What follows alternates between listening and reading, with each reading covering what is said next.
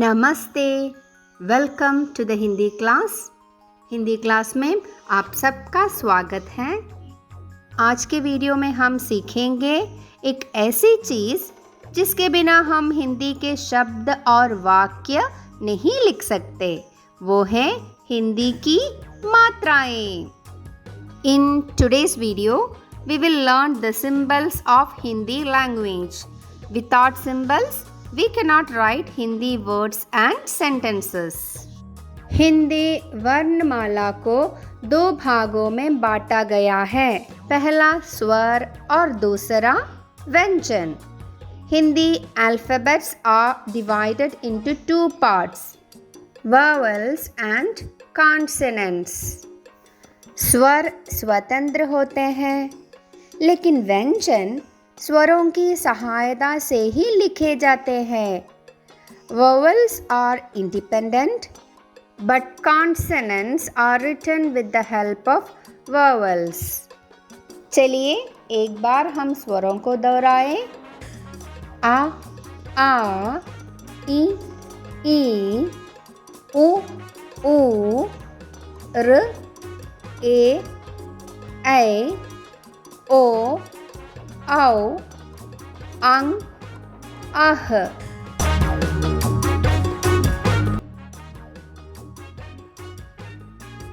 ये स्वर स्वतंत्र है। We cannot split the vowels. लेकिन व्यंजन के साथ एक स्वर वर्ण अवश्य होता है। स्वर के बिना व्यंजन अधूरा है। Consonants are incomplete without vowels. There is a vowel with all consonants. When we pronounce ka, we can hear a sound. K plus a is equal to ka. When we put hal chinna under a letter, that means that letter is incomplete. पहला स्वर आ है। आ की कोई भी मात्रा नहीं होती। There is no symbol for आ। जैसे कमल। अब हम दूसरा स्वर आ की मात्रा पढ़ेंगे। The standing line which is added next to the letter is the symbol of आ। यह है आ की मात्रा। जैसे कागज, रात। अब हम सीखेंगे छोटी ई की मात्रा को। छोटी ई की मात्रा का प्रयोग हम अक्षर के पीछे से करते हैं। We put the symbol of small e on the left side of the letter. जैसे किताब, हिरण। अब बड़ी ई की मात्रा सीखेंगे। बड़ी ई की मात्रा का प्रयोग हम अक्षर के तुरंत बाद करते हैं। We use the symbol of बड़ी ई next to the letter. That means on the right side of the letter. जैसे मछली, कील। अब हम चलते हैं छोटे ऊ की मात्रा की ओर। छोटे ऊ की मात्रा को हम अक्षर के नीचे लगाते हैं। यह नीचे से ऊपर की तरफ मुड़े हुए होते हैं। We put the symbol of छोटे ऊ under the letter. It would be bent from bottom to top. जैसे गुलाब, कछुआ। अब हम बड़े ऊ की मात्रा पढ़ेंगे।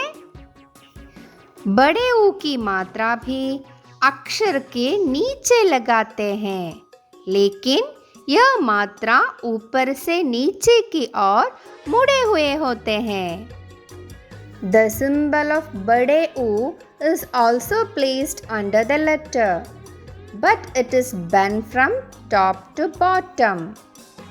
जैसे फूल, आलू। अब हम चलते हैं र की मात्रा की ओर। यह भी अक्षर के नीचे लगाते हैं। इंग्लिश लेटर सी जैसा सिंबल लगाते हैं।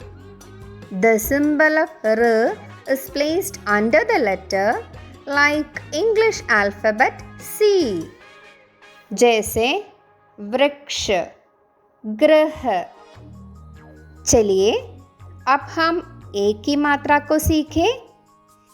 ए की मात्रा को लगाने के लिए अक्षर के ऊपर एक झंडे जैसा सिंबल लगाते हैं।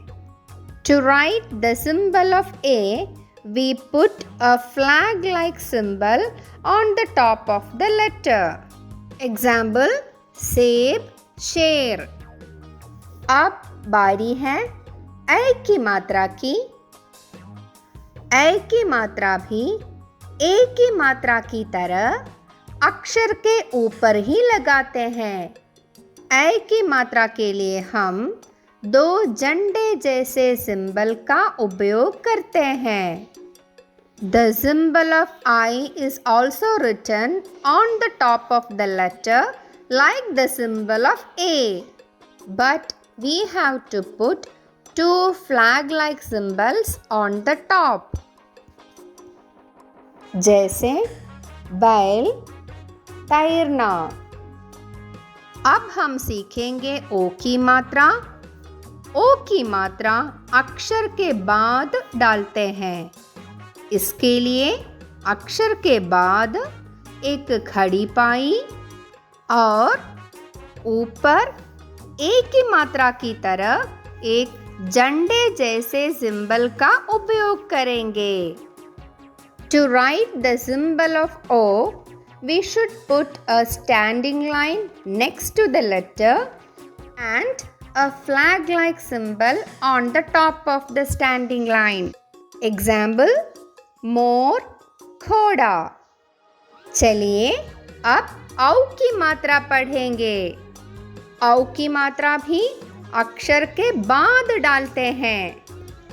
इसके लिए अक्षर के बाद एक खड़ी पाई और ऊपर दो झंडे जैसे सिंबल का उपयोग करेंगे। To write the symbol of O, we have to put a standing line next to the letter and two flag-like symbols on the top of the standing line.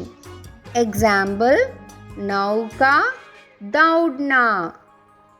औ की मात्रा के बाद हम अंग की मात्रा सीखेंगे। अंग की मात्रा के लिए अक्षर के ऊपर एक बिंदी यानी डॉट लगाते हैं। For the symbol of ang, we put a dot on the top of the letter. Example, हंस, संसार। अब हम अंत में आह की मात्रा सीखेंगे। आह की मात्रा भी अक्षर के बाद यानी राइट साइड में लगाते हैं। इसको लगाने के लिए हम दो डॉट्स का उपयोग करते हैं। For the symbol of ah, we put two dots next to the letter. Example, prata, nama।